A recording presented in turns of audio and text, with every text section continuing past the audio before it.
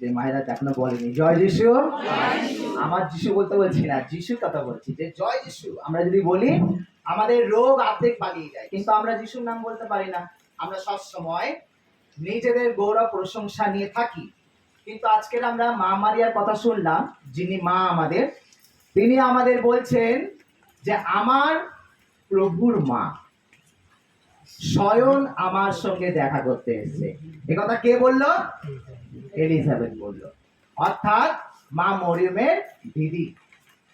তো আমাদের জানতে হবে যে আমরা খুব কম সময়ে এরকম একটা সভা পেয়ে থাকি যখন মায়ের গৌরব করি।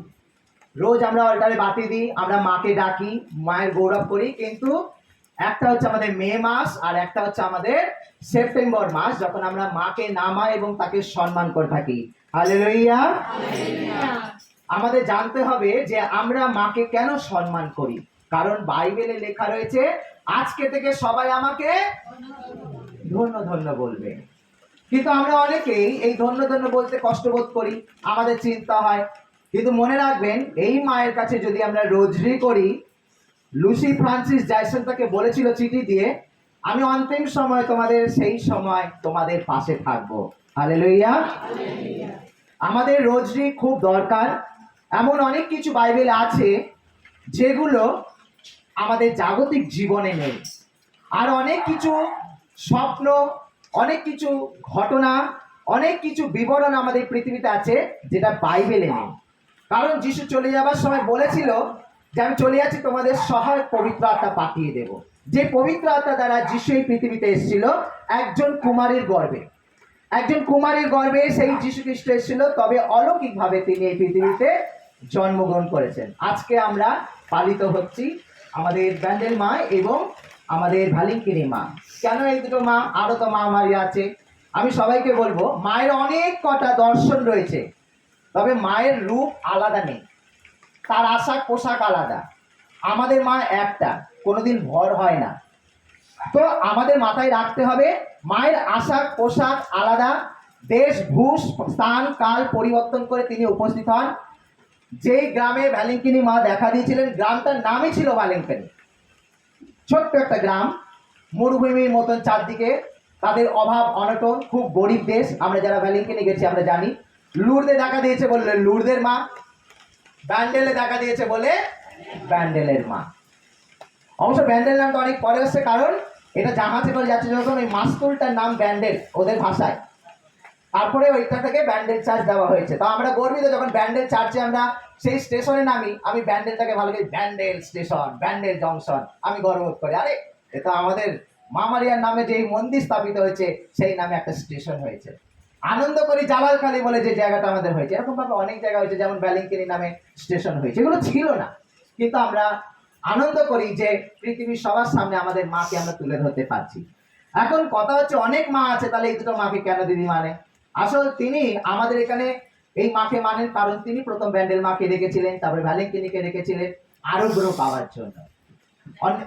হ্যাঁ, দেখাও দিচ্ছিল, অনেক লম্বা স্টোরি আছে, আমি ওতে যাচ্ছি না। তো উনি ওনার বিশ্বাস হিসাবে উনি দুজনকে রেখেছেন এবং প্রত্যেক বছর ওনাকে সম্মানিত ভাবে নামান।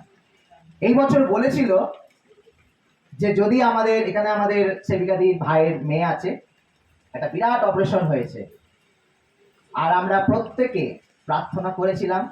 আমরা ভেবেছিলাম যে যদি অনেক টাকা পয়সা খরচা হয়ে যায় বা এই অপারেশন যদি না হয়, আজকের এই দিনের প্রার্থনা হবে না, এই বছরের প্রার্থনাটাও সেবিকাদি বাড়িতে হবে না। কিন্তু আমরা মা মারিয়াকে ধন্যবাদ দিই যে তিনি সবকিছু জুগিয়ে দিয়েছেন। আমেন। আমরা যারা মনে করি যে মা মারিয়ার কাছে কিছু পাওয়া যায় না, মা মারিয়ার কাছে আমরা কিছু পাই না, আমরা যখন ফাদারের কাছে আমরা আশীর্বাদ নিই, আমরা যখন কোনো পাস্টারের কাছে আশীর্বাদ নিই, আমরা যখন সঞ্জয় ব্রাদারের কাছে বা সঞ্জয় গোমসের কাছে বা সঞ্জয় ভাইয়ের কাছে বা ওই শয়তান ছেলের কাছে যখন আশীর্বাদ নিই, তখন আমরা কি করি? হাত জোর করি, মাথা নত করি। অনেকে আমরা হাঁটু বেড়ে থাকি, আমরা প্রার্থনা করি। তাহলে আমাদের কথা হচ্ছে, আমরা বলছি আমার জন্য প্রার্থনা করুন, আমরা বলি ফাদার আমার জন্য প্রার্থনা করুন, আমরা বলি পাস্টার বাবু আমার জন্য প্রার্থনা করুন। একটা মানুষ যে এখন 2024-এ রয়েছে, কেউ বলতে পারবে আমি ধোয়া তুলসী পাতা, আমি খুব শুদ্ধ, আমি খুব পবিত্র? সেই জায়গাটায় মানুষগুলোকে দাঁড় করি। আমি যদি বলি মা মারিয়া যদি এসে দাঁড়িয়ে যায়, তাহলে বলবো মানুষের সঙ্গে মা মারিয়ার কম্পেয়ার করে যদি আমরা করি কম্পিটিশন, তাহলে আমরা কাকে আগে তুলে ধরবো? আমরা নিশ্চিতভাবে মাকে তুলে ধরবো। কেন? কারণ আমরা একটা মানুষের কাছে যখন আশীর্বাদ নিতে পারি, বলি আমার জন্য প্রার্থনা করো, তাহলে আমরা মা মারিয়ার কাছে বলতে পারি না যে মা আমাদের মঙ্গল প্রার্থনা করো। আমেন। আমরা অনেক সময় এগুলো বলতে ভুলে যাই। কয়েকজন হয়তো আমেন বলছে, অনেকে খুশি না কথাগুলো শুনে। জীবন্ত বাস্তব কথাগুলো আমাদেরকে জানতে হবে যে আমরা যখন বলি মা আমাদের মঙ্গল প্রার্থনা করো, মা মারিয়া যখনই দেখা দিয়েছে, যখনই পৃথিবীতে এসছে, তিনি তার পুত্রকে ছাড়া কোনো কথা বলেনি। তার পুত্রকে ছাড়া তিনি কথা বলেনি। এমনকি তার আশ্চর্য কাজ প্রথম যখন সেই বালকের কাছে দুধ চেয়েছিল, দুটো বালককে দেখা দিয়েছিল, একটা ল্যাংড়াকে আর একটা দুধ বিক্রি করার ছোট্ট বালককে। আমি গল্পটা একটু আসবো, অনেক কাছে সময় আছে যদি, তবু আমি সবার কাছে একটু সময় নিয়ে নেবো, কিন্তু খুব লম্বা করবো না, কারণ অনেকে বক্তব্য আমার পছন্দ করবে না, লম্বা দেরি হয়ে যাচ্ছে। সেই জন্য চেষ্টা করব ভালোবাসার মধ্যে দিয়ে বাক্যটাকে তুলে ধরার জন্য, কারণ এই মায়ের বাক্য সবসময় আমি তুলে ধরতে পারবো না। রোজ আমরা প্রার্থনা করি, যিশুর নামে প্রার্থনা করি, কিন্তু মায়ের সম্বন্ধে আমাদেরকে জানতে হবে করুণাময়ীর কাছে আমরা কেন প্রার্থনা করি, আমাদের প্রার্থনার উদ্দেশ্য কি। আমরা যখন একটা মানুষের কাছে আর্জি করি আমার জন্য প্রার্থনা করুন, তাহলে আমরা মায়ের কাছে করতে পারি, কারণ তিনি জন্মদাত্রী, তিনি আমাদের যিশুর মা। বাইবেলে লেখা আছে, হয়তো যিশু তাকে নারী বলেছিল, কিন্তু বাইবেলে বাকি অংশে লেখা আছে তিনি যিশুর মা। তিনি যিশুর মা যদি হন, তিনি আমাদেরও মা। তিনি সমান রূপে এসেছেন। তিনি বাপ্তিস্মা নেওয়ার তার কোনো প্রয়োজন ছিল না যিশু খ্রিস্টের, কিন্তু তিনি আমাদের মতন হলেন, আমাদের মতন নিঃস্ব হলেন, আমাদের মতন মাটিতে জন্মগ্রহণ করলেন। আমরা জানি সেই যিশুর কথা, যিশুর নামে আজকে আমরা খ্রিস্টের পথে এগিয়ে চলেছি। আমরা গত মাসে তামিলনাড়ু থেকে এসেছি, আর আমরা সেখানে প্রার্থনা করতে গেছিলাম। আমাকে অনেক মায়েরা টাকা দিয়েছিল যে যাতে মিশা দেওয়া হয়। আমি অনেককে আর্জি করেছিলাম, ফেসবুকেও বলেছিলাম, এবং যারা পেরেছিল ডালি চড়াবার জন্য তারা 100 টাকা করে দান দিয়েছিল। যারা গেছে জানে ওখানে ডালির দামগুলো, মিশার দামগুলো। তো আমরা ওখানে প্রার্থনার জন্য আমরা নাম দিয়েছি। আমি প্রথমবার দিলাম, কারণ আমি কোনদিন মিশা দিইনি। গেছি প্রার্থনা করেছি, আমার মতন মোমবাতি মেডেল এগুলো কিনেছি, কিন্তু কোনদিন মিশা দিইনি। তার ফার্স্ট টাইম ওদের সাথে আমিও আমার পরিবারকে মায়ের কাছে রেখেছি। তা আমাদের প্রত্যেকের জন্য প্রার্থনা রেখেছি। আমরা জিজ্ঞাসা করলাম কটার সময় মিশা হবে, তো কাউন্টার থেকে বললো, টিকিট কাউন্টার যেমন আমরা কাটি টিকিট, ওরকম কাউন্টার আছে, যারা যাবেন বুঝতে পারবেন। ওরা আমাদেরকে বললো যে কালকে 12টার সময় হবে। আর আমরা যারা ভ্যালেঙ্কিনিতে গেছি, আমরা জানি ভ্যালেঙ্কিনি মূর্তি এরকম ছোট, এবং মেন জায়গাটাও চার্চটাও খুব ছোট, তার পেছনে একটা বড় চার্চ রয়েছে। আমরা মেন চার্চে জিজ্ঞেস করেছিলাম, বললো মেন চার্চে মা মারিয়ার প্রার্থনা হবে। তো আমরা মেন চার্চ হিসাবে যেখানে অরিজিনাল মা মারিয়া রাখা রয়েছে, আমার সঙ্গে যারা গেছিল সবাই মিলে বসে আছি। যথারীতিভাবে সেখানে দেখলাম 12টা বেজে গেছে, কারণ 12টার সময় মিশা হওয়ার কথা। কোনো গানের কয়ের আসেনি, মাথা উঁচু করে দেখি কয়ের কেউ নেই, ফাদার রেডি হয়নি। এখনো হাঁটু গেলে সবাই মালা দিচ্ছে, হাঁটু গেলে ডালা চড়াচ্ছে, হাঁটু গেলে প্রার্থনা অর্জন করছে, এখনো আঁচল পেতে কেঁদে কেঁদে প্রার্থনা করছে। অনেক ইচ্ছা পূরণ হচ্ছে, কিন্তু আমাদের ইচ্ছা কোথায় পূরণ হচ্ছে? 12টা 5 হয়ে গেছে, 12টায় মিশা হওয়ার কথা। ওই অত ভিড়ের মধ্যেখানে, প্রচুর ভিড়, কেউ রোজি করছে, কেউ প্রার্থনা করছে ওই গির্জার মধ্যে। আমি একজনকে বললাম, মাসি 12টা বেজে গেল, 12টা 5 হয়ে গেল, মিশা হবে না? ওরা তো বললো মেন চ্যাপেলে হবে। তো মিশা কই হচ্ছে? টেনশন বাড়ছে, সবার নামে মিশা দিয়ে দিচ্ছি, বললো মেন চ্যাপেলে হবে। তাহলে কি ঢপ দিল আমাদেরকে? অনেকক্ষণ বললাম, বললো তুমি একবার জিজ্ঞাসা করো না কাউকে। আচ্ছা তারা, আমি সিকিউরিটিকে জিজ্ঞেস করছি। বলে আমরা তিনজন, একটা উনুনের মুখ যেমন হয়, তিনজন মানে মুখোমুখি করে আমরা কথা বলছিলাম। আমি যেই এইভাবে উঠে এই ঘুরেছি, সামনেই দেখে আমার পেছনে একটা সিকিউরিটি দাঁড়িয়েছে। বলছে আপনারা মিশা লিখিয়েছেন? এই পেছনে গির্জাটা চলে যান, ওখানে কিছু চেয়ার আছে, গিয়ে বসুন, ওখানে মেন মিশাটা হবে। এত ভিড়ের মাঝখানে, এত ভিড়ের মাঝখানে এই সংবাদটা আমাকে কে দিল? তার সঙ্গে আমার কি সম্পর্ক? সেই দারোয়ানের সাথে বা সেই চাকর বা সিকিউরিটির সাথে আমার কি সম্পর্ক? কিন্তু সে আমার কাছে দাঁড়িয়ে আছে। আমরা তিনজনে হতভাগ। অলৌকিক ঘটনা হয় না আমাদের জীবনে? প্রত্যেকটা মুহূর্ত হয়, শুধু ফিল করি না, আমরা অনুভব করি না, আমরা বুঝতে চাই না। এখনো হচ্ছে, এমনকি এই কল্যাণপুরেও ঘটেছে।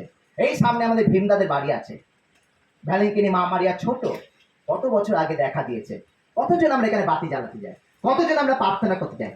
প্রত্যেকটা মুহূর্ত আজকে মা মারিয়া আমাদের সঙ্গ থাকে। বিশ্বাস করুন, যে ভ্যালেঙ্কিনি মা আমরা আরাধনা করি, সেটা কোনো খ্রিস্টানদের জায়গা না, সম্পূর্ণ হিন্দুদের জায়গা। আর মা মারিয়া দেখা দিয়েছিল হিন্দুদের মাঝে।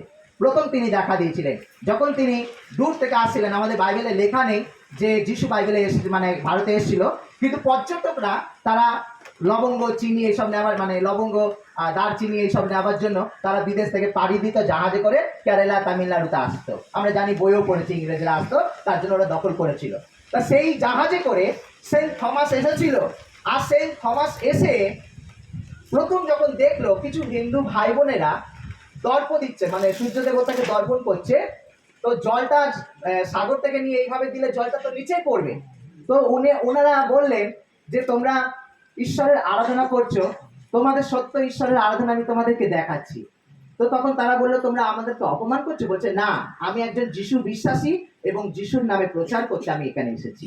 হ্যাঁ, যদি কোনো হিন্দু ভাই বোন থাকেন আমাকে ক্ষমা করবেন, কারণ এটা সত্য, সেই জন্য আমি তুলে ধরছি, আবার আমাকে পিছে বলবেন না। তো উনি এই সত্য কথাটা তুলে ধরলেন এবং বললেন যে আমরা সত্যের ঈশ্বরে আরাধনা করি, তা তোমাদের আমি দেখাচ্ছি কি করতে হয় বলে সেই সাগর থেকে জল নিয়ে তিনি এমনি করে দর্পণ দিচ্ছে। কে দিচ্ছে? থমাস। তাদের সামনে ওই 50-60 ব্রাহ্মণদের মাঝখানে দাঁড়িয়ে ওই তর্পণ না দর্পণ বলে, সূর্য দেবতার কাছে এমনি করে দিল, দেখলো সেইগুলো জলগুলো আকাশে উঠে চলে যাচ্ছে। এই ঘটনা থেকে আমরা অনেকেই বঞ্চিত, যে এই ঘটনাটা আমরা জানি না। আমি এই বছর গেছিলাম, অনেক জায়গায় গেছি, আর এই জায়গাটা যাওয়ার পরিকল্পনা চলছে এই জায়গাটা।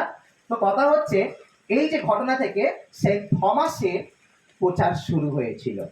অনেকে তার সান্নিধ্যে এসেছিল, অনেকে তারা বাপ্তিস্ম নিয়েছিল, পিতা পুত্র নামে প্রচার শুরু করেছিল।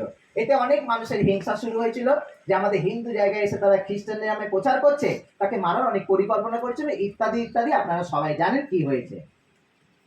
আমার কথা হচ্ছে সেই পবিত্র স্থানে আমি যখন গেছি, আমার জীবনে শুধু নয়, আমার সঙ্গে যারা ছিল তারা দেখলো একজন সিকিউরিটি আমার পেছনে দাঁড়িয়ে আছে, আর তিনি বলছেন তোমরা কি মিশা করতে চাও? তোমাদের নাম লিখিয়েছিলে, ওইখানে চলে যাও। অত ভিড়ের মাঝখানে কারোর কাছে না গিয়ে আমাদের তিনজনের কাছে কেন এলো? অর্থাৎ আমি যখন সেই চার্চের কাছে গেলাম, তাড়াতাড়ি করে আমরা গিয়ে বসলাম।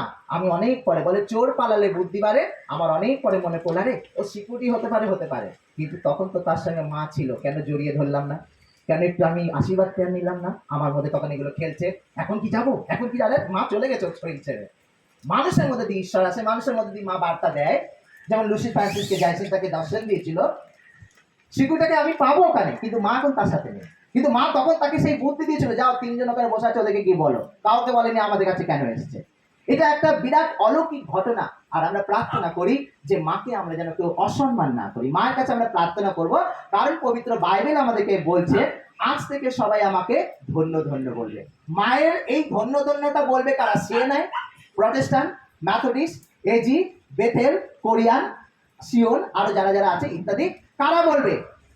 রোমান ক্যাথলিকরা বলে। তাতে অনেকটা আমরা দেখি না খবর চালনে, যে একটা সপক্ষ আছে, একটা বিপক্ষ আছে। বিপক্ষ যতই দেখুক দেশের উন্নতি হচ্ছে, রাজ্যের উন্নতি হচ্ছে, তবুও তারা সেই জিনিসটাকে দোষ দেয়। আমি রাজনীতি যাচ্ছি না, কিন্তু আমি বলছি ঠিক সেই রকম বাইবেলে শুধু যিশুর কথা তুলে ধরা আছে। কই পিতরের নামে বাইবেল নেই, মাগদলেন মরিয়মের নামে বাইবেল নেই, আমাদের মা মরিয়মের নামে বাইবেল নেই। আছে, জেরুসালেম যেতে হবে, ওখানে যাও, ওখানে আমাদের মা মারিয়ার নামেও পবিত্র একটা বই আছে, ওটা পড়তে হবে। আমাদের অনেক কিছু আছে যা আমাদের অজ্ঞাত, আমরা অনেক কিছু জানি না, আমাদের জানতে হবে মায়ের সম্বন্ধে। প্রত্যেকটা মা, এমনকি ম্যাগদলেন মরিয়মের নামেও একটা বই আছে, যে ম্যাগদলেন মরিয়ম তার দেহকে বিক্রি করতো, তার নামেও একটা বই আছে। আমরা যতক্ষণ ইতিহাস বই না পড়বো আমরা ইতিহাস সম্বন্ধে জানবো না, আমরা যতক্ষণ ভূগোল বই না পড়বো আমরা ভৌগোলিক জায়গা জানবো না, আমরা ম্যাথ বুক যতক্ষণ স্টাডি না করবো আমরা অঙ্ক বুঝবো না। আমরা মায়ের সম্বন্ধে যদি না জানি তাহলে মায়ের সম্বন্ধে বুঝবো কি করে? কিন্তু আমাদের যেতে হবে সেই তীর্থস্থানে, আমাদের যেতে হবে সেই বইগুলোকে খোঁজ করতে। পশ্চিমবাংলার কলকাতার এক কোনায় বসে যদি আমরা নিন্দা করি মায়ের কোনো শক্তি নেই, শক্তি নেই, আরে শক্তি নেই, তার সর্বশরীর একদম শক্তিময়, তিনি পবিত্র। কারণ আজকের আমরা প্রথম বাক্যে আমাদের যখন মীনাক্ষী পাঠ করলো, সেই ভূত ছাড়ানো ভিড়ের মধ্যে থেকে একজন বলে উঠলো, নারী ধন্য সেই গর্ভ যে আপনাকে জন্ম দিয়েছে। তাহলে গর্ভটাও ধন্য, শুধু মা নয়, তার গর্ভটাও ধন্য। 9 মাস তিনি খেয়েছেন যা, সেই যিশুও খেয়েছে তা। ধন্য সেই বুকের স্তন, যে স্তনের দুধ খেয়ে যিশু বড় হয়েছে। আমি দুটো কথা বলবো, সবাই প্রচারক জিনিস ভেঙে ভেঙে বলে, কিন্তু এই জিনিসটাকে এড়িয়ে যায়। যে বললেন না বিপক্ষ সপক্ষ, এখানে একটা কথা লেখা আছে, যিশু বলছে তুমি ঠিকই বলেছো। তারপরে তিনি আরেকটা কথা লাইন যুক্ত করলো, কি যুক্ত করলো? এর থেকেও আরো ধন্য তারা যারা আমার পিতার বাক্যকে মেনে চলে। আমি কিন্তু দুটো কথা রাখছি। একটা কথা, তুমি ঠিকই বলেছো, যিশু কিন্তু এখানে বলেনি তুমি ঠিক বলনি, এই গর্বটা ধন্য না। আমি যে স্তনকে দুঃখে বড় হয়েছি সেই জায়গাটাও ধন্য নয়। যিশু একবারও বলেনি, তিনি দুটো কথা বলেছেন, তুমি ঠিক বলেছো, তার মানে সেই গর্ব ধন্য। তাহলে আজকের মা মারিয়া বলছে আমার মন পুলকিত, আনন্দিত, আজকে থেকে সারা জগৎ আমাকে ধন্য ধন্য বলবে। তাহলে পৃথিবীতে যদি আমরা কাউকে প্রশ্ন করি ধন্য ধন্য মাকে কারা বলবে, কেউ না কেউ তো আছে ধন্য বলার জন্য। বাইবেল তো মিথ্যা নয়। রোমান ক্যাথলিক যারা আমরা বিশ্বাসী মাকে সম্মান করি, আমি প্রচার করি বলে অনেকে আমাকে প্রদর্শনও মনে করে, ভাবে আমি চার থেকে দূরে, কিন্তু না, আমার একটা সুন্দর প্রার্থনা গৃহ বানিয়েছি। তো যা হোক, আমি মাকে মায়ের কাছে সবসময় নিয়ে যাই। ছোটবেলা থেকে আমি লুরদের মাকে আমি বোর্ডিং এ রোজই করতাম, আর আমি বোর্ডিং এ দেখতাম আকাশে একটা লুরদের মা, কিন্তু আমি জানতাম না কোনোদিন আমি একটা গৃহ নির্মাণ করবো প্রার্থনা, আর সেখানে লুরদের মা নামে আমি একটা গ্রুপও বানাবো।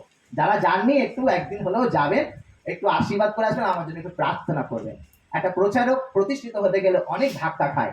আমি আজকে প্রার্থনা করছি, কতটা সত্য কতটা কি জানি না, তবে মায়ের নামে যে আমি তুলে ধরতে পারছি এটা আমার কাছে খুব আনন্দিত। কারণ প্রভু যিশু বলেছে যে আমাকে সবার সামনে স্বীকার করে, তো আমরা সবাই সবার সামনে স্বীকার করি, মাকে আমরা ধন্য বলি। কারণ আমাদের বিশ্বাস করা উচিত, আমাদের প্রার্থনা দরকার, আমাদের মঙ্গল প্রার্থনা দরকার। সেই জন্য অনেক মানুষ বলে কানান বাড়িতে যিশুর কাছে বলেছিল, ওরা বলেছিল এই হয়েছে। আরে না, যিশুর সময় উপস্থিত হয়নি তখন, যিশু তখন সময় উপস্থিত হয়নি, কিন্তু মা মারিয়া তাকে বলেছিল বিয়ে বাড়িতে ডাক্তার আসছে। যিশু কি বলছেন, মা তুমি জানো না আমার এখনো সময় উপস্থিত হয়নি।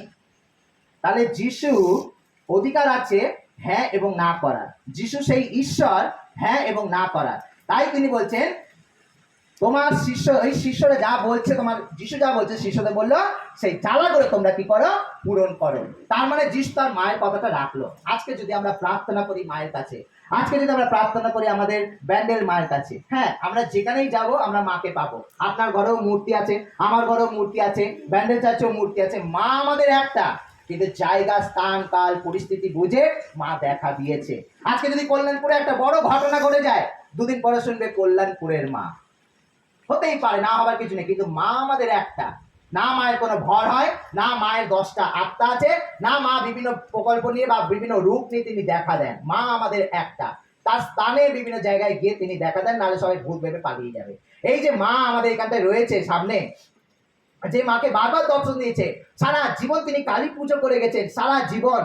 আমাদের ভীমদার মা বৃদ্ধ বয়সে তিনি পুকুরে স্নান করে ফিরছে, পেছন দিক থেকে তাকে ডেকেছে, মা আমি পুকুরের কাছে পড়ে আছি, আমাকে তুলে নিয়ে যাবি না? আমি পুকুরের কাছে পড়ে আছি, তুই আমাকে তুলে নিয়ে যাবি না? ও বলে আমি এক সপ্তাহ দেখছি সোনালী কালারের কাপড় পরে কেউ যেন আমাকে বারবার দেখা দিচ্ছে। অনেকজনকে বলেছে, বিশ্বাস করেনি। কিন্তু তিনি ওই গল্পটা যখন জানতে পারলো, সজরে যখন তিনি সমহিমায় যখন তিনি স্নান করে ফিরছেন, তখন ওই আওয়াজটা যখন কানের কাছে পেছনে পেয়েছেন, উনি কলসিটা রেখে বা স্নান করে তিনি ওই ডোবাতে গেছেন। এই ডোবাটা এই মাঠটা আমাদের কক্সবাজারের সামনে মাঠ, এই রাস্তায় গেলে বুঝতে পারবে, ওখানে ডোবা ছিল, এখন ঘরবাড়ি হয়ে গেছে আমাদের নমিতাদি বাড়ির পাশের যে মাঠগুলো। ওখান থেকে গিয়ে খোঁজাখুঁজি করতে করতে একটা সোনালী কালারের মা মারিয়া বেরিয়েছে। তাহলে আমরা সবসময় স্ট্যাটাস, জায়গা, পরিস্থিতি, আমার অলটার ভালো, আমার জায়গা ভালো, আমার প্রার্থনার জায়গা ভালো না, মা তো ওখানেও আছে। আমরা কতজন মাসে বা বছরে একবার গিয়ে একটা মোমবাতি জ্বালিয়ে, কতজন আমরা তো জানি। কিন্তু জানেন সেই মা একজন খ্রিস্টান ছিল, জানেন? জানেন না? যেই মাকে দেখা দিয়েছে হিন্দু মা খ্রিস্টান ছিল, জানেন? বলতে চাইছিলাম আসলে উনি একজন হিন্দু। আমরা সবাই মাকে প্রার্থনা করছি, কজন দর্শন পেয়েছি এইভাবে, কিন্তু কোথায় দেখা দিল? একটা হিন্দু মায়ের কাছে। যে ভ্যালেন্টিনিতে দেখা দিয়েছে সেটাও কিন্তু পুরো হিন্দু একটা গ্রাম, সেখানেও কিন্তু মা মারিয়া দেখা দিয়েছে। তার প্রচার ছিল একটা হিন্দু জায়গায়। তাই খ্রিস্টদের প্রিয় ভাই বোনেরা, আজকের আমাদেরকে বিশ্বাস করতে হবে যে মায়ের পরিকল্পনা অনেক বড়, অনেকটাই বড়, আমাদের ভাবনা চিন্তার বেশি। আমরা বলি মা আমাদের আরোগ্য দেয়, কেউ বলে মা আমাকে সন্তান দেয়, কেউ বলে মা আমাকে ঘর বাড়ি দিয়ে দিয়েছে। এটা বাস্তব ঘটনা। যেই রাজ্যে, যেই দেশে, যেই গ্রামে মানুষ ভিক্ষা চাইতো, সকাল থেকে সন্ধ্যে পর্যন্ত ধান কাটতো, আজকে তোমরা যদি বাসে করে যাও, ওখানে কেরালা থেকে, তামিলনাড়ু থেকে একজন ভিখারির হাতে সোনার আংটি দেখবে, কানেও দেখবে সোনার আংটি, গলায়ও দেখবে তাদের শোনাচ্ছে।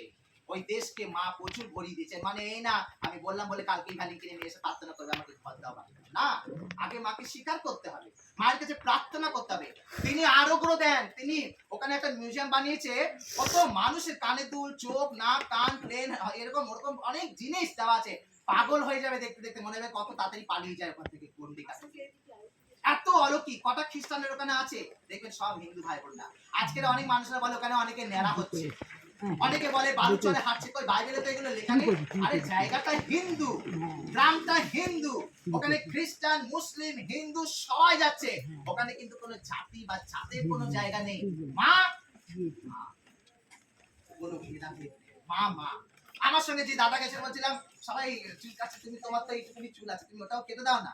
তো গিয়ে সেই চুলটা কেটেছে, তো বলছে না ওই চন্দনে ওটা লাগাতে হবে না। আমাদের যে ব্রাহ্মণ দাদা খ্রিস্টান হয়েছে, আমাদের সঙ্গে প্রার্থনায় যায়, উনি ব্রাহ্মণ, তাহলে উনি ওইখানে গিয়ে ন্যাড়া হয়েছে। তাহলে ওনার এই যে কার্যটা, ওনার একটু মনে আনন্দ লাগলো।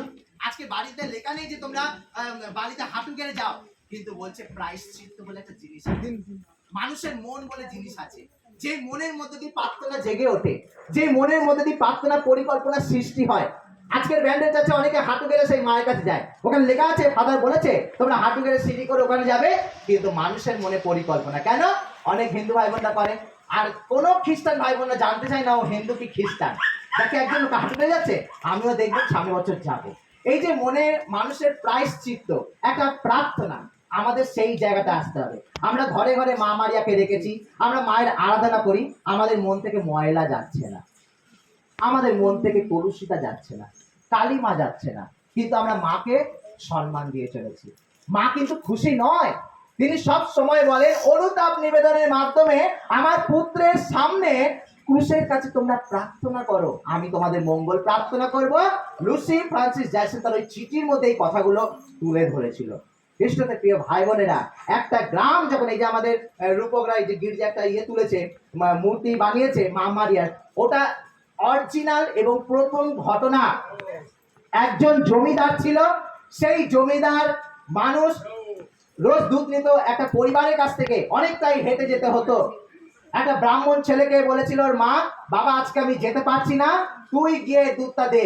এতটাই দূর যে মাঝ পথে তাদেরকে বসতে হতো। এমন কি হয়েছে, সেই ছেলেটা যখন সেই দুধের বাটিটা নিয়ে যাচ্ছিল, অনেক ক্লান্ত হয়ে গেছিল, অনেক ক্লান্ত। সে একটা বট গাছের কাছে বসেছিল, আর সেই বট গাছের কাছে বসে ও আরাম করছিল, হঠাৎ তার চোখটা লেগে গেছে। কিন্তু তার একটা মনে হলো একটা আভাস, একটা কিছু আমার সামনে এসে গেছে। আর যখন সে চোখটা খুলে দেখতে পারলো মেঘের মধ্যে ভাসছে, দেখবেন ভ্যালেন্টিনে মায়ের পায়ের তলে দেখবেন একটা চাঁদ আছে। অনেকের প্রশ্ন এই চাঁদটা কেন থাকে। মা তখন মেঘে ভাসছিল, ওই মেঘের নিচে ওই চাঁদটা দেখা যাচ্ছিল। কিছুদিন আগে আমরা চাঁদের নিচে একটা তারাকে দেখেছি, ফেসবুকে ঘোরাঘুরি করছিল, এটা যারা ফেসবুক ব্যবহার করেন দেখবেন একটা হ্যাঁ ওই তারাটা দেখা যাচ্ছিল ওই চাঁদের নিচে। ঠিক ওই রকমই মা মারিয়া যেখানে দেখা দিয়েছিল সেই নিচটা ওই চাঁদটা দেখা যাচ্ছিল, তাই ওই চাঁদটা দেওয়া হয়েছে। কারণ এই বিবরণটা জানা হয়েছিল এবং তার প্রতিমূর্তি বানানো হয়েছিল। এখন ঘটনা হচ্ছে, সে যখন ওখানে ঘুম থেকে উঠলো, মা তখন তাকে দেখা দিয়েছে এবং বলছে আমার সন্তান দুধ খাবে, আমার সন্তানকে একটু দুধ দাও। কেন বলেছিল জানো? এই ছেলেটাকে দর্শন দেওয়ার উদ্দেশ্য কি ছিল আমরা কেউ জানি না। কেন দর্শন দিয়েছিল? সে তো ল্যাংড়া না, সে কালা না, সে বোবা না। ওই গ্রামে একজন জমিদার ছিল, ওই জমিদার খুব নিষ্ঠুর ছিল, মানুষদের উপর অত্যাচার করত, মারতো, চাবুক দিয়ে মারতো, সুদের উপর সুদ নিয়ে নিত। কিন্তু সে ঈশ্বরকে বা মা মারিয়াকে বিশ্বাস করতো না। কিন্তু ওখানকার সমস্ত ব্রাহ্মণরা মা মারিয়াকে বিশ্বাস করতো। আর ওই জমিদার কিন্তু কোনোদিন বিশ্বাস করতো না যে মা মারিয়া কাউকে দর্শন দিয়েছে বা কাউকে সুস্থ করেছে, কোনোদিন বলতো না। সে রেগে যেত, মা মারিয়ার কথা বলবে না, কোনো মা নেই, এই করে কিন্তু তার স্ত্রীর সঙ্গে রোজ ঝগড়া করতো। আর এই ঘটনাটা ঘটাবার জন্য মা ওই ছেলেটার কাছ থেকে দুধ চেয়েছে। কেন জানো? ওই ছেলেটা ওই জমিদার বাড়িতেই দুধ দিতে যাচ্ছিল। এখন যিশু দুধ খেয়ে নিয়েছে, এত বড় কলসি, সেই কলসির মধ্যে এইটুকুনি দুধ। বাচ্চাটা দুধের জন্য চিল্লাচ্ছে, প্রত্যেকের ঘরে কম বেশি বাচ্চা আছে, আমরা দুধ নিই অনেক মাসিদের কাছে, গোয়ালার কাছ থেকে, দোকান থেকে দুধ নিয়ে আসি, চায়ের জন্য বলো, খাওয়ার জন্য বলো, দুধ নেই। এইটুকুনি দুধ বাচ্চাকে কি খাওয়াবে? সকাল থেকে চিল্লাচ্ছে। দূর থেকে দেখতে পারলো ছেলেটা এসেছে, তখন ছেলেটাকে খুব বকাবকি করলো, মারতে চেয়েছিল, কিন্তু সেই জমিদারের বউ বলল ওকে মেরো না, অনেক ছোট, ও হয়তো ক্লান্ত হয়ে গেছিল, শুয়ে পড়েছিল, বাদ দাও। কিন্তু ঘরে গিয়ে দেখে দুধ কম, তখন ওর স্বামীকে বলে দিচ্ছে, ওর স্বামী তখন ছেলেটাকে খুব মারধর করতে আরম্ভ করলো, বললো আমি আর শুনবোই না, তুই দুধ কাকে বিক্রি করেছিস, তুই দুধ কখন খেয়ে নিয়েছিস, বলতেই হবে। এই বলে ছেলেটাকে খুব মারধর করছিল। আর যখন মারধর করছিল তখন ওই বউটা, জমিদারের বউ, ওইটুকুনি দুধ, কলসি তো ফেরত দিতে হবে না, তাদের কলসি তাদের ফেরত দিতে হবে, একটা বাটি আনতে গেছিল। আর বাটিটা যখন নিয়ে এসে ঘরে ঢুকেছে, দেখছে সেই কলসি উপচে উপচে দুধ পড়ছে। আর এই ঘটনাটা তার স্বামীকে যখন বলছে তুমি পাগল হয়েছো, ওদিকে সবাই মা মা করে চিল্লাচ্ছে, এখানে তুমি এই ছেলেটাকে বাঁচাচ্ছ, এদিকে বলো কলসিতে দুধ উতলিয়ে পড়ছে, কই দেখি চলো, নাহলে তোমার আজকে আর আমার আজকে। আর ঘরে গিয়ে দেখে ঘরময় পুরো দুধ হয়ে গেছে। সেই কলসিটা নিয়ে বারান্দায় এসে দাঁড়ালো, পুরো উঠোনে দুধ ভরে গেছে, উঠোন থেকে বেরিয়ে গ্রামে চলে যাচ্ছে, পথে যেখানে হাঁটে সেখানে দুধে ভরে যাচ্ছে, যেন বন্যা বয়েছে। তখন বলছে, এই কি অলৌকিক ঘটনা, তুমি কোথা থেকে এই কলসি এনেছো, কে তোমার কাছে দুধ চেয়েছিল? বলছে একজন মা এসেছিল আমার কাছে, তার পুত্রের জন্য দুধ চাইছিল, তার পরনে সোনালী কাপড় ছিল, দেখতে পাচ্ছি আমরা, তার পরনে সোনালী কাপড় ছিল, আর সে তার সন্তানের জন্য দুধ চেয়েছে। আমি সত্যি কথা বলছি। বলছে আমি তোমার কথা বিশ্বাস করছি, গায়ে কাটা দিচ্ছে, বলে আমি তোমার কথা সত্যি বিশ্বাস করছি, তুমি আমাকে নিয়ে চলো সেই মায়ের কাছে। তো সেইখানে নিয়ে গেছে, প্রচুর গ্রামের লোকজন গেছে সেখানটায়, কিন্তু মা মা বলে ডাকছে, মা তাদেরকে দেখা দিচ্ছে না। কিন্তু যখন ছেলেটা কেঁদে উঠেছে, তখন সেই মা এত জ্যোতি নিয়ে দেখা দিয়েছে, এত জ্যোতি নিয়ে দেখা দিয়েছে যে সেই জমিদার চোখে দেখতে পাচ্ছে না, সূর্যের আলোর মতন এইভাবে করছে, তার চোখে আলো পড়ছে, বলছে মা আমি তোমায় দেখতে পাচ্ছি না, এত ঝড় এত ধুলো তার মধ্যে এত আলো, বলে আমি তোমাদেরকে এই আলোর মধ্যে দেখা দিচ্ছি, এই যথেষ্ট, তোমরা আমাকে বিশ্বাস করছো না, করো। বলে মা আমি তোমায় বিশ্বাস করি মা, তোমার জন্য আমি যা বলবে তাই করব। আর আমরা সেই বালুর চর দিয়ে যখন হেঁটে যাই, ওখানে একটা গির্জা আছে, ওইখানে একটা কুয়ো রাখা আছে। এইবার একটা সত্য আপনারা কেউ জানেন না, ওখানে দেখবেন একটা কুয়ো রয়েছে, কুয়োটা ঢাকা রয়েছে। কুয়োটা কিসের জন্য? কেউ এমনি করে নিচু হয়ে দেখে, মামারিয়ার ফটো দেখা যাচ্ছে, কেউ বলে এখানে নদীর জল বয়ে যাচ্ছে, কেউ কান পেতে শোনে এখানে ঘুরঘুর ঘুরঘুর আওয়াজ হচ্ছে। আসল সত্যটা কি? আমরা প্রত্যেক ওখানে হোটেল নিই, আর ওখানে হোটেলের প্রত্যেকটা জল নোনা, জানেন তো, মুখ ধোবেন জল নোনা, মুখ ধোবেন জল নোনা। আমরা যেই ব্যান্ডের ওখান থেকে যে জলটা নিয়ে আসি, তো ওই কুয়োর ওখানে একটা পাইপ লাগানো আছে, ওই পাইপ থেকে ওই সেন্টারে যাচ্ছে ভেতরে ঘরে, ওখান থেকে ডাইরেক্ট জল ভ্যালেন্টিনের ওই ডাব্বার মধ্যে দিচ্ছে। আর এই জলটা একমাত্র মিষ্টি জল, আমের, পুরো ওই ভ্যালেন্টিনের মধ্যে ওই কুয়োর জল থেকেই জলটা শোষণ করে আসে, সেই জল আমরা প্রত্যেকে ওখান থেকে নিয়ে আসি। ওখানে জল একমাত্র মিষ্টি। তাহলে সারা সাগরের জল, কলের জল, এর জল নোনতা, তাহলে ওই জল কি করে মিষ্টি? আমরা সবাই তো ওখান থেকেই জল নিয়ে আসি। জল এখানে ওখানে পাওয়া যায় না, ভ্যালেন্টিনি জল। ওই তোমাকে বালুচরে হেঁটে যেতে হবে, ওই পারে যে মন্দির আছে মায়ের নামে, সেইখানে যে জল পাওয়া যায় সেটাই কুয়োরই জল, কিন্তু কুয়োটা ঢাকা রয়েছে। এখন একটা ফটো দিয়েছে, আগামী 16 তারিখে আমি আবার কিছু মানুষকে নিয়ে যাচ্ছি, 10-12 জনকে ভ্যালেন্টিনিতে, যারা মিশা দিতে চান দিতে পারেন, ডালা চড়াতে চান দিতে পারেন। যদি কোনোদিন মনে করেন পয়সা হবে না, তো আপনারা জানুয়ারি মাসে আমার সঙ্গে যোগাযোগ করবেন, অনেক কটা ছুটি আছে, 10-12 দিনের ট্যুর আমি আবার করব, তারপরে আমরা গোয়ায় প্রোগ্রাম রাখবো পুজোর সময়। তো সামনে বছরে একটা টাইম আছে, যদি কেউ যেতে চান অবশ্যই মনে রাখবেন। তো আমি এইটাই বললাম, যদি কখনো মনে হয়, যদি কখনো মনে হয়, আপনারা কম বেশি করে হলো আমার সাথে বাদ দিন, নিজেরা একবার ঘুরবেন। এই মায়ের যে পবিত্র জায়গা, একটাও খ্রিস্টানকে খুঁজে পাবেন নাকি যায় না, কিন্তু হাতে গোনা হয়তো পাবেন, কিন্তু ওখানে সব হিন্দু ভাই বোনরা, ওখানে সমস্ত হিন্দু ভাই বোনরা উপস্থিত, এবং ওখানে যা কিছু চায় ওই মায়ের কাছে তারা পায়, এবং প্রত্যেকটা মুহূর্ত মা ওখানে দেখা দেয়। গল্প বললে শেষ হবে না। দাদা হাতে টাইম আছে? দাদা মানে টাইম আছে? রান্না বান্না ঠিকঠাক আছে না? একটু বলুন। কিভাবে না একটু শর্টে নেই, অসুবিধা নেই। তো হ্যাঁ, তা আমাদের সবাইকে চিন্তা করতে হবে যে মাকে আমাদের আগে সম্মান করতে হবে। কেন বলুন তো? সারা বাইবেলে কোন স্বর্গদূত কোন মানুষের কাছে আজ পর্যন্ত এসে প্রণাম বলে, কিন্তু আমাদের গাব্রিয়েল স্বর্গের দূত মা মারিয়ার কাছে এসে বলেছিল প্রণাম মা মারিয়া। তো আমাদের তাকে আরাধনা করা যাবে কি যাবে না, আমরা আপনাদের উপর ডিপেন্ড করছি, রেখে দিচ্ছি। কারণ যে মা যিশুকে জন্ম দিতে পারে, যে নারীকে আমরা বলি মায়ের আমরা ঋণ শোধ করতে পারি না, কারণ তার বুকে দুধ খেয়েছি, আমরা বড় হয়েছি, প্রত্যেকটা অঙ্গ প্রত্যঙ্গতে। আমরা গোবিন্দপুরে প্রার্থনায় গেছিলাম, অনেক লোক ছিল, আর ঠিক সেই সময় আমি ওখানে মায়ের আরাধনা করেছিলাম, কারণ আমার মা যেমনই হোক বাজার দোকানে ওখানে থাকে এখন।